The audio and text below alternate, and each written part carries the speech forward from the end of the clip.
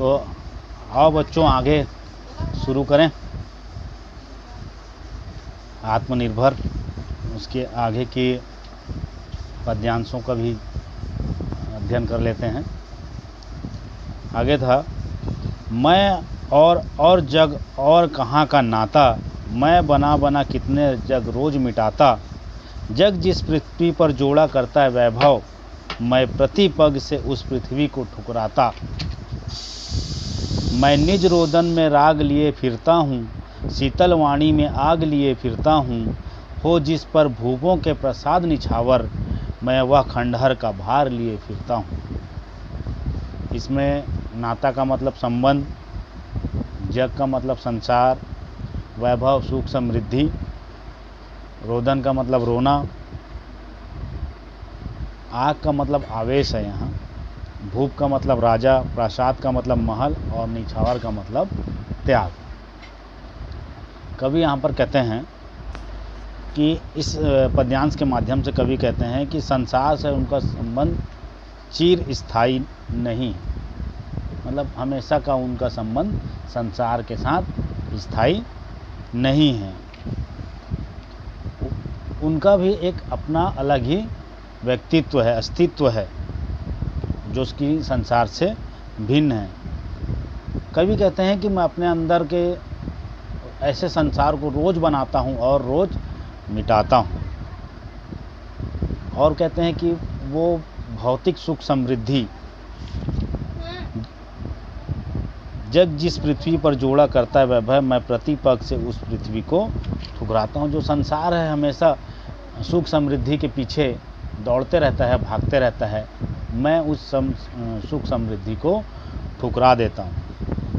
फिर कहते हैं, मैं निज रोदन में राग लिए फिरता हूँ, शीतल वाणी में आग लिए फिरता हूँ। फिर मैं कहते हैं कि अपने दर्द में, अपने रोदन में एक राग लेकर चलता हूँ और शीतल वाणी में आग लिए फिरता हूँ। शीतल वाणी में आग लिए फिरता हूँ, एक तो शीतल और उसमें आग, ये कैसे संभव है?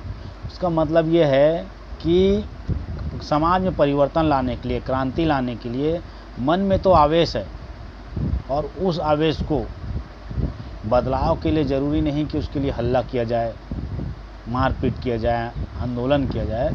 उसके लिए मैं शीतल वाणी से, बातचीत के माध्यम से या अपने स्नेह से, प्रेम से सामाजिक परिवर्तन करना चाहता हूँ। हो जिस पर भूपों के प्रसाद निछावर, मैं वह खंडहर का भार लिए फिरता। ये कहते हैं कि मैं खंडहर, जो क्षीण अवस्था में रहता है, जो टूटा फूटा अवस्था में रहता है, ऐसे खंडहर मुझे पसंद है। मैं उस भार को लेके चलता हूँ, वैसे खंडहर का मैं स्वामी हूँ, और उस खंडहर पर मैं बहुत से राजाओं के महलों को भी त्याग कर सकता हूँ, निछावर कर सकता हूँ। फिर कहते हैं, मैं रोया इसको तुम कहते हो गाना, मैं फूट पड़ा तुम कहते हो छंद बनाना। क्यों कवि कहकर संसार मुझे अपनाए, मैं दुनिया का हूँ एक नया दीवाना। मैं दीवानों का वेश लिए फिरता हूँ, मैं मादकता निशेष लिए फिरता हूँ। जिसको सुनकर जग झूम झुके लहराए, मैं मस्ती का संदेश लिए फिरता हूँ। फूट पड़ना मतलब आवेश में रहना, दीवाना पागल या मस्त, निशेष का मतलब संपूर्ण, जो शेष ना हो। कवि इस पद्यांश के माध्यम से कहते हैं कि जब मैं अपने मन की पीड़ा को व्यक्त करता हूँ तो लोग उसको गाना समझ लेते हैं, गीत कहने लगते हैं, और जो लोग हैं वो मुझे कवि के रूप में सम्मान करना चाहते हैं। किंतु जो कवि हैं वो कहते हैं कि मुझको ये सम्मान स्वीकार्य नहीं है। वो कहते हैं, कवि कहते हैं कि लोग मुझे एक प्रेम दीवाने के रूप में जाने, एक प्रेम दीवाने के रूप में जाने। और वो कहते हैं कि मैं दीवानों का ही, जैसे पागल लोग इधर उधर घूमते रहते हैं, उनको किसी चीज़ की चिंता नहीं होती, मस्त घूमते रहते हैं, वैसे ही वो कहते हैं कि मैं भी दीवानों का वेश लिए घूमता हूँ, मैं इधर उधर घूमता रहता हूँ। और ये जो दीवाना का अस्तित्व है, जैसे हम देखते हैं कि जो पागल होता है उनको कोई मतलब नहीं, वो अपने में मस्त घूमते रहते हैं, जैसे शराबी होते हैं वो भी अपने में ही मस्त घूमते रहते हैं, तो वो भी कहते हैं दीवाना एक अलग तरह का नशा है और उसी नशा में मैं घूमता रहता हूँ। और कभी कहते हैं कि मैं संसार के दुविधाओं और विफलताओं से जूझ रहे हूँ, और ये जो संसार में जो विफलताओं और समस्याओं से जूझ रहे लोगों को या संसार को ये संदेश देना चाहते हैं कि तुम भी दीवानों की तरह रहो,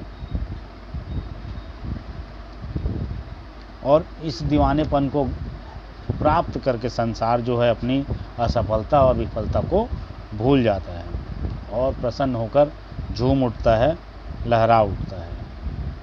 तो लगभग जो आत्मनिर्भर हरिवंश राय बच्चन जी द्वारा पाठ है वो उसकी जो व्याख्या है वो यहीं पर समाप्त होती है। आगे उनका ही इसी पाठ में एक